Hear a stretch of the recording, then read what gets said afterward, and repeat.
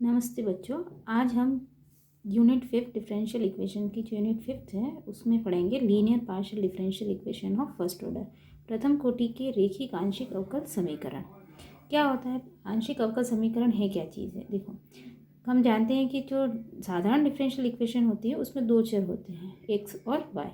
पर जब एक से अधिक चर हो जाते हैं, एक्स वाई जेड और अधिक चर हो जाते हैं, तो ऐसे जब चर हो जाते हैं तो हम इस तरह के फंक्शंस को सॉल्व करने के लिए हम आंशिक अवकल गुणांकों की उत्पत्ति होती है। मान लीजिए कि एक स्वतंत्र चर x है और एक स्वतंत्र चर y है और एक डिपेंडेंट चर जो है ना, परतंत्र चर है, वो z है। तो z जो है वो x और y का क्या हो गया, फलन, और जिसे हम लिखेंगे z बराबर f x और y। परिभाषा के तौर पर हम ये कह सकते हैं कि यदि z जो है चर x और y का फलन हो तो z के x तथा y के सापेक्ष विभिन्न अवकल गुणांकों को आंशिक अवकल गुणांक कहते हैं। और इनको सॉल्व करने के लिए हमें कुछ नोटेशन ध्यान रखने होते हैं, जैसे del z upon del x, यानी z बराबर हमें क्या दे रखा है, f x और y।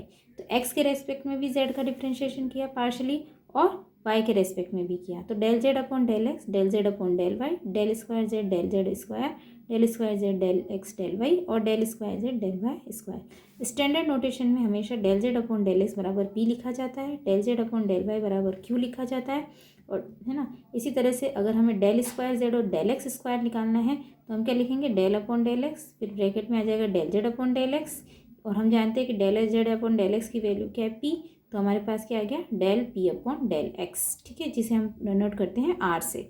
इसी तरह से del square z del y square जो है हमारे पास क्या आएगा,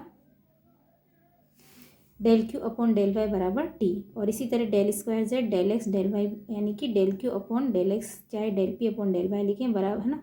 तो इसे किससे डिनोट करते हैं, एस से, ठीक है। अब है पार्शियल डिफरेंशियल इक्वेशन। होती क्या है कि जब भी वही बात है कि एक से अधिक जब इसमें आंशिक अवकल गुणांक होंगे तो ऐसे समीकरणों को जो होते हैं इन्हें हम क्या कहते हैं, आंशिक अवकल समीकरण कहलाते हैं। अब जो पार्शियल डिफरेंशियल इक्वेशन होती है उन पार्शियल डिफरेंशियल इक्वेशन को फॉर्मुलेशन कैसे होता है, ठीक है। तो दो तरह के से हो सकता है, एक तो होता है एलिमिनेशन ऑफ आर्बिट्री कांस्टेंट और एक होता है एलिमिनेशन ऑफ आर्बिट्री फंक्शन, यानी कि स्वेच्छ अक्षरों के विलोपन से उसका फॉर्मुलेशन क्या उनको बनाया जाए या स्वेच्छ फलन का विलोप करके उसको बनाया जाए। तो फर्स्ट हम पढ़ेंगे एलिमिनेशन ऑफ आर्बिट्री कांस्टेंट। इस हमें डायरेक्ट क्वेश्चन से ही देखना है। देखो, एलिमिनेशन ऑफ आर्बिट्री कांस्टेंट, यानी कि जो भी आपको इक्वेशन दे रखी है उसके अंदर ए और बी आपको क्या दे रखे होंगे, कांस्टेंट दे रखे हैं, इनको हमें क्या करना है, एलिमिनेट कर देना है। जैसे फर्स्ट क्वेश्चन देखो, z बराबर एक्स प्लस ए और y प्लस बी दे रखा है। हमने इसको ओपन किया तो हमारे पास आया x y plus x b plus y plus a b. अब हम जानते हैं हमने इसका क्या किया, पार्शली डिफ्रेंसिएशन किया। तो पार्शली डिफ्रेंसिएशन जब हम x के रेस्पेक्ट में करते हैं तो उसके अंदर y हमेशा कांस्टेंट रहता है, और जब हम y के रेस्पेक्ट में करते हैं तो उसमें x की जो टर्म होती है वो हमेशा क्या रहती है, कांस्टेंट रहती है। तो हमें सबसे पहले del z upon del x निकालना था। तो हम जानते हैं डेल जेड अपॉन, जब हमने डेल एक्स निकाला तो इस इक्वेशन में देखो x जो हमने x के रेस्पेक्ट में किया तो x का तो हो गया 1 और y क्या रहेगा, कांस्टेंट रहेगा। इसी तरह इसमें आ जाएगा x का 1 और b अपनी जगह पे है। हम जानते हैं कि हमने अभी पढ़ा कि del z upon del x बराबर हम क्या लिख सकते हैं, p। इसका मतलब हमारे पास p बराबर क्या आ गया, y प्लस p। सिमिलरली हमने इसका डिफ्रेंसिएशन y के रेस्पेक्ट में पार्शली किया तो del z upon del y आया, जिसको हम लिख सकते हैं q। तो हमने इसका इंटीग्रेशन किया, जब हमने इसका डिफ्रेंसिएशन किया पार्शली y के रेस्पेक्ट में, तो हमारे पास क्या आएगा, x, और क्या बचा हमारे पास a। तो इससे q की वैल्यू क्या आ गई, x प्लस a। तो अब हम इस अपनी इक्वेशन जो हमारी गिवन इक्वेशन है उसमें हम अगर देखते हैं तो हमें x प्लस ए बराबर हमारे पास क्या आ रहा है, q आ रहा है, और y प्लस बी बराबर हमारे पास p आ रहा है। हमने इसकी जगह वैल्यू पुट कर दी तो z बराबर पी क्यू हमारे पास वैल्यू निकल के आ गई। तो इस तरह से हमारे पास हमने क्या किया, ये जो इसमें आर्बिट्री कांस्टेंट थे उनको हमने हटा दिया और हमारे पास क्या गया, z equal to p q. Next question है, देखिए z बराबर a x plus a square y square plus b, यानी पार्शियल डिफ्रेंसिएशन करा हमने वही with respect to x and y. जब हमने del z upon del x के रेस्पेक्ट में इसका पार्शियल डिफ्रेंसिएशन किया तो इस इक्वेशन में देखिए x का करेंगे 1 आएगा और a अपनी जगह पर है। बाकी चूंकि इसका नहीं कर सकते क्योंकि इसमें x की टर्म नहीं है, तो ये सारे क्या हो जाएंगे, जीरो हो जाएंगे, क्योंकि ये कांस्टेंट की तरह बिहेव करेंगे। फिर हमने इसका मतलब del z upon del x को हम क्या लिख सकते हैं, p। तो p बराबर हमारे पास a आ गया। सिमिलरली हमने del z upon del y निकाला तो हमारे पास इसे क्या आया, q बराबर क्या आया, 2a स्क्वायर वाई। से ना, तो इस वैल्यू को हमने किस में पुट कर दिया, इक्वेशन 1 और 2 से अगर हम देखें तो अब हमारे पास कांस्टेंट है, तो हम देखो यहाँ से p इक्वल टू ए जो है, इस a को अगर हम हटाएं तो यहाँ से a की वैल्यू कितनी आ रही, p आ रही, इसको हमने इक्वेशन 2 में रख दिया, तो q बराबर हमारे पास 2p² y। तो इस इक्वेशन का सॉल्यूशन हमारे पास क्या है, q बराबर 2p² y। नेक्स्ट z बराबर 8x प्लस वाई और b, हमने इसको ओपन किया, देन हमने इसका डिफरेंशिएशन किया, पार्शियल डिफरेंशिएशन x और y के रेस्पेक्ट में, तो सिमिलरली हमारे पास p बराबर a आ गया। और ठीक है, इस तरह से हमारे पास p बराबर a आ गया। और हमने q का किया तो q बराबर हमारे पास क्या आ गया, इस तरह से q बराबर भी a आ गया, तो दोनों ही के बराबर a आ गया। अगर तो हम सेकंड और थर्ड इक्वेशन से देखते हैं तो हमारे पास p बराबर q आ जाता है। नेक्स्ट क्वेश्चन देखिए, az प्लस b बराबर a² x प्लस वाई, इसका पार्शियल डिफरेंशिएशन इक्वेशन करना है x और y के रेस्पेक्ट में, तो क्या आएगा, a del z upon del x a² और del z upon del x बराबर क्या निकला, a, यानी del z upon del x की वैल्यू क्या होती है, p, तो p बराबर a आ गया। सिमिलरली हमने वैल्यू निकाल ली q की, जो हमारे पास 1/a है। अब यहाँ से हम देखिए a की वैल्यू अगर हम लिखे तो p है, तो हमने यहाँ पे 1/a की क्या किया, 1/p, और इसको हमने क्या किया, क्रॉस मल्टीप्लाई किया, तो pq इक्वल टू 1 आ गया। देन हमारा क्वेश्चन है z बराबर ए एक्स ई की पावर y प्लस 1/2a² ई की पावर 2y प्लस p।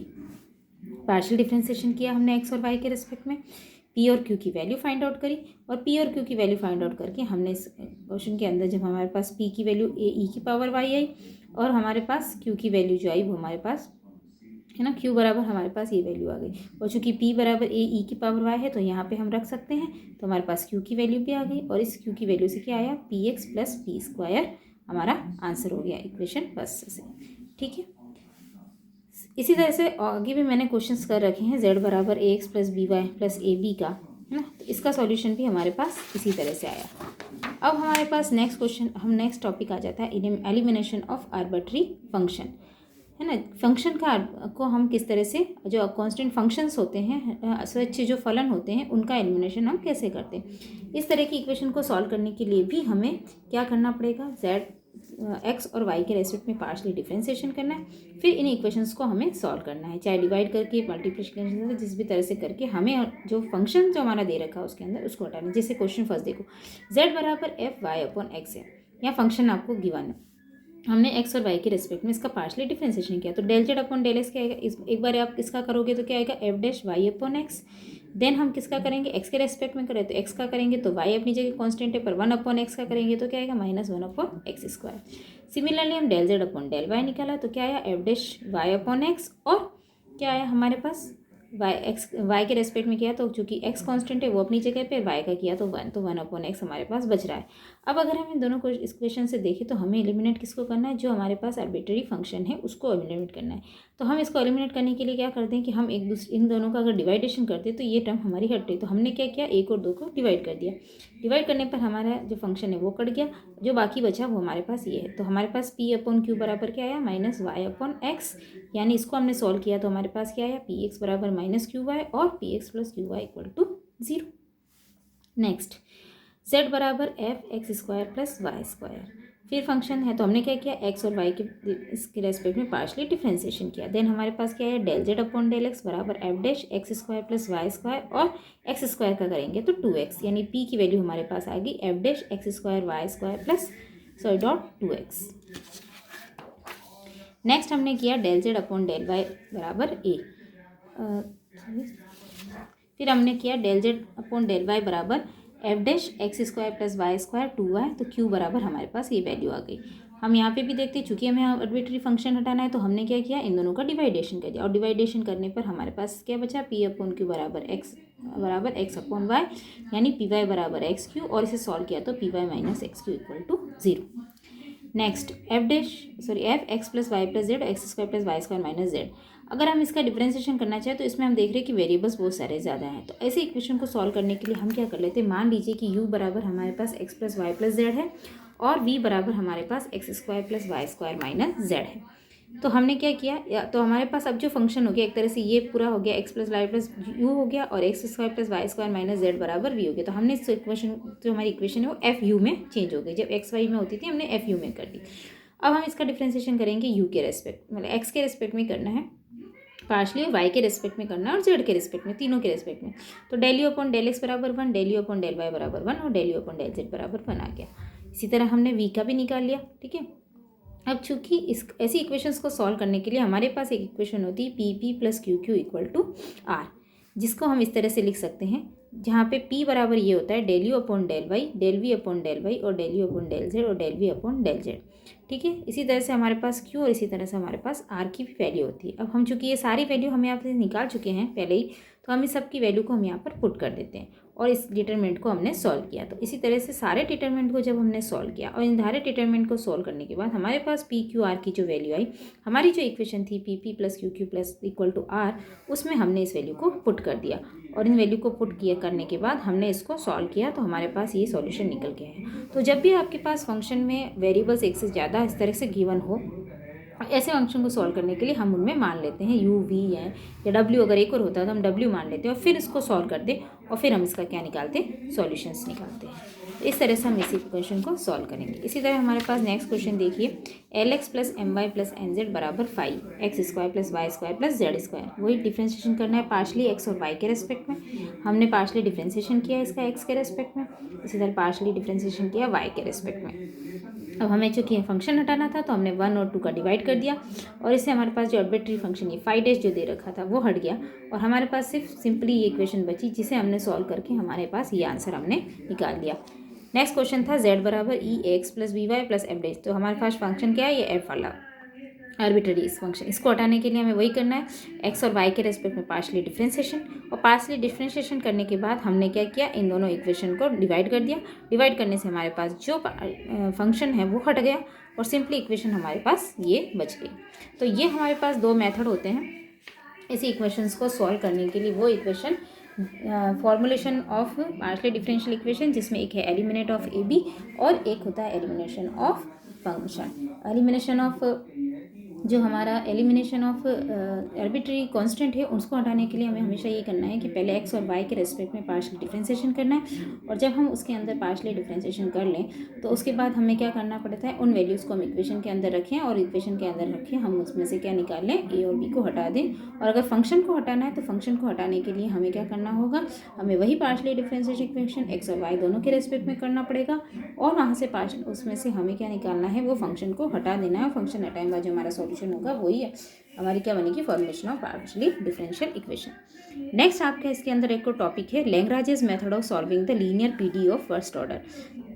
जो प्रथम कोटि के रेखिक आंशिक अवकल समीकरण होते हैं किस फॉर्म में, p p plus q q equal to r के फॉर्म में होते हैं, जिससे कि हम लैग्रांज के मेथड से हम इसको क्या करेंगे, सॉल्व करेंगे। ऐसी इक्वेशन को सॉल्व करने के लिए हमें देखिए क्या करना है, सबसे पहले right equation in the standard form. सबसे पहले आपको जो भी इक्वेशन दे रखी है उसको इस फॉर्म में लिखना है, p p plus q q equal to r. Then उसकी क्या निकालनी है, ऑक्सिलरी इक्वेशन यानी कि सहायक समीकरण, यानी d x upon p equal to d y upon q equal to d z upon r. Then अपन को क्या करना है, get to independent integral u equal to a and v equal to b of auxiliary. जो आपके पास ये auxiliary equation आएगी इनके किन्हीं भी दो चरणों को लेके, यानी या तो आप फर्स्ट और सेकंड लो या सेकंड और थर्ड लो या फर्स्ट और थर्ड ले लो, इस तरह से आप किन्हीं भी दो को लोगे और किन्हीं भी दो को लेकर आप अगर उनको सॉल्व करते हो तो हमारे पास क्या आएंगे, दो सॉल्यूशन आएंगे। इन दोनों सॉल्यूशंस को सहायक समीकरण के जो हमारे दो सॉल्यूशन प्राप्त होंगे, ठीक है, इनसे हम अपना जनरल सॉल्यूशन कैसे लिखेंगे, v f u v equal to 0, ठीक है। चाहे एफ क्या है, एक आर्बिट्री फंक्शन है जो इसका व्यापक हल कहलाएगा।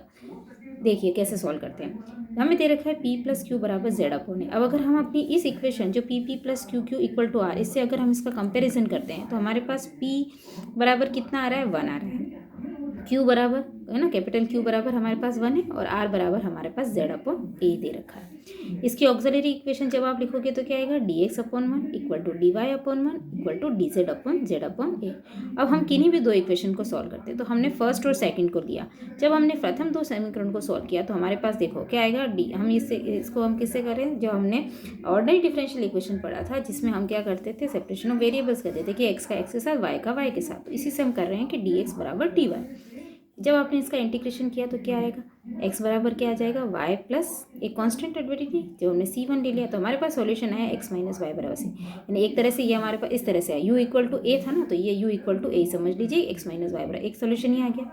अब वापस हम किन्हीं भी दो इक्वेशन को ले तो हमने ले लिया इसमें जो सेकंड और थर्ड है उन दोनों को सॉल्व किया तो डी वाई बराबर क्या आएगा, A D z upon Z. इसका जब हमने इंटीग्रेशन किया तो हमारे पास वाई बराबर a log z plus c two आया, जिसको कि हमने सॉल्व किया तो हमारे पास सॉल्यूशन क्या है, जेड ई की पावर माइनस वाई बराबर सी टू।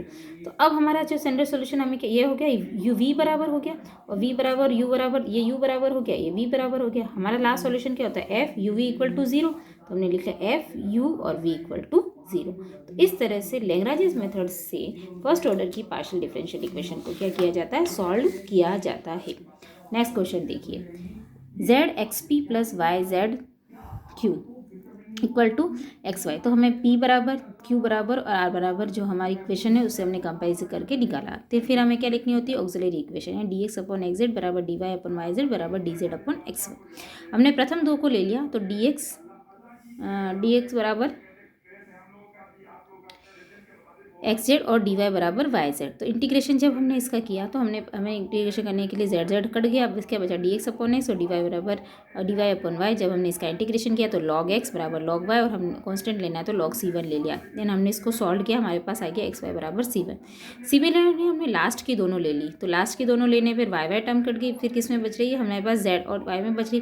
पर हम देखो ऐसी इक्वेशन में हमने क्या किया, हमने यहाँ पे हमने इस इक्वेशन को सॉल्व करने के लिए हमने क्या किया कि हमारे पास एक्स की वैल्यू यहाँ पे फर्स्ट इक्वेशन में आ गई है, क्या आ रही है, वाई सी वन। तो उसको हमने यहाँ रख लिया और तब हम इन दोनों को आपस में सेपरेट करके इस वेरिएबल्स को और हमने इसको सॉल्व किया। तो हमारे पास जो सॉल्यूशन निकल के आया वो ये आया, यू और वी की जो वैल्यू आ गई उससे हमने एफ एक्स वाई बराबर एक्स माइनस वाई जेड बराबर क्या रखना है, जीरो। ये हमारे पास सॉल्यूशन निकल के आ गया।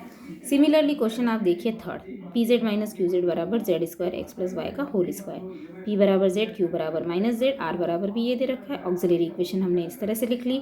हमने फर्स्ट टू को सॉल्व किया, तो हमारे पास जो जेड जेड दोनों चूंकि तो कट गए, सेपरेट वेरिएबल्स हो गए। हमने इनको सॉल्व किया तो एक्स प्लस वाई बराबर सी वन हमारे पास सॉल्यूशन निकल के आ गया। देन हमने क्या किया, लास्ट के दिए तो डी एक्स अपॉन जेड और डी जेड बराबर जेड स्क्वायर। फिर हम चूंकि एक्स प्लस वाई बराबर हम निकाल चुके थे तो उसकी वैल्यू को हमने यहाँ पे पुट कर दिया। डी एक्स बराबर हमारे पास ये वैल्यू आ गई, हमने इसको सॉल्व किया तो हमारे पास वही एफ यू और वी की वैल्यू आ गई। ये हमारा जनरल सॉल्यूशन हो गया। सिमिलरली हमने एम जेड माइनस, देखिए question number 4, m x minus comparison किया हमने, पी क्यू आर ही वैल्यू है, हमने इसकी ऑक्सिलरी इक्वेशन लिखी। अब ऐसी इक्वेशन में हम देख रहे हैं कि कहीं भी दो को अगर हम लेते हैं तो हम सेपरेट ऑफ वेरिएबल्स नहीं कर पा रहे हैं। तो ऐसे इक्वेशंस को सॉल्व करने के लिए हमारे पास एक मेथड होता है। उस क्या होता है, इसमें क्या करें, किसी गुणांकों से आप इसमें मल्टीप्लाई करें और उनको प्लस करें या जोड़ें या घटाएं, जो भी करते हैं कि है ना, तो हमारे पास क्या आ जाएंगे, एक सॉल्यूशन आता है। तो ऐसी इक्वेशंस को जब हम कभी भी सेपरेट नहीं कर पाए या किसी दो को सॉल्व करके कोई सॉल्यूशन निकाल के तीसरे में पुट नहीं कर पाए, तो ऐसी इक्वेशन को सॉल्व करने के लिए हमें गुणांक लेने पड़ते हैं। तो हमने यहाँ पे क्या किया, एक्स वाई जेड गुणांक लिया, यानी ऊपर वाई भी एक्स और नीचे भी एक्स से मल्टीप्लाई किया। यहाँ पे हमने वाई और वाई से मल्टीप्लाई किया, जेड और सबको हमने प्लस कर दिया। तो नीचे वाली पूरी टर्म तो बन गई जीरो, ठीक है, और x d x y d y z हो गया। अब इसको ये बराबर क्या हो गया, यहाँ पे जीरो आ जाएगा। तो इंटीग्रेशन किया, इंटीग्रेशन करने पर हमारे पास क्या आ गया, सी वन, ठीक है, ये इंटीग्रेशन किया। नेक्स्ट हमने क्या किया, इसी तरह से हमने देखा कि अगर हम यहाँ एल एम और एन से मल्टीप्लाई कर लें तो नीचे की टर्म तो जीरो हो जाएगी, ऊपर बचेगी l d x plus m d y. फिर इसको हमने इंटीग्रेशन किया और देन हमारे पास ये सॉल्यूशन निकल कर आ गया, ठीक है। नेक्स्ट इसी तरह से क्वेश्चन नंबर 5 भी किया हुआ है, वही ऑक्सिलरी इक्वेशन लिखी है हमने, पहले सेपरेट कंपैरिजन कर लिया, फिर ऑक्सिलरी इक्वेशन लिख ली। ऑक्सिलरी इक्वेशन लिखने के बाद हमने इसमें किन्हीं भी दो को ले लिया, फर्स्ट और सेकंड को ले लिया, इन दोनों को सॉल्व किया, दोनों को सॉल्व करके हमारे पास ये सॉल्यूशन आया। देन हमने फर्स्ट और थर्ड को ले लिया तो हमारे पास जो सॉल्यूशन आया वो ये आ गया और ये हमारी इक्वेशन सॉल्व हो गई। और सिमिलरली मैंने इसी तरह से 6 क्वेश्चन भी कर रखा है, वही पी क्यू आर निकाले हमने, ऑक्सिलरी इक्वेशन लिखी। देन फर्स्ट टू को हमने करा 1/tan x का मतलब cot x होता है, cot x का इंटीग्रेशन log sin x होता है, इसीलिए यहाँ पे भी यही आया। इसको आपने सॉल्व किया, हमारे पास C1 आ गया, लास्ट की दो सॉल्व की तो हमारे C2 आ गया और F गया।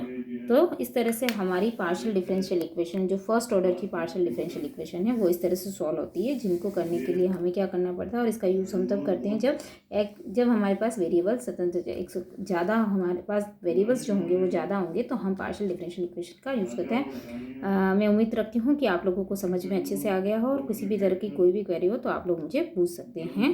धन्यवाद।